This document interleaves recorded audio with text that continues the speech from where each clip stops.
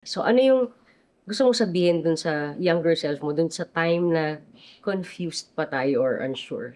What would you say now? Hmm. Ang ganda mo, girl. Yes. Hindi, wag kang magmadali. Walang deadline. Ang pagkilala sa sarili, ang pag-out.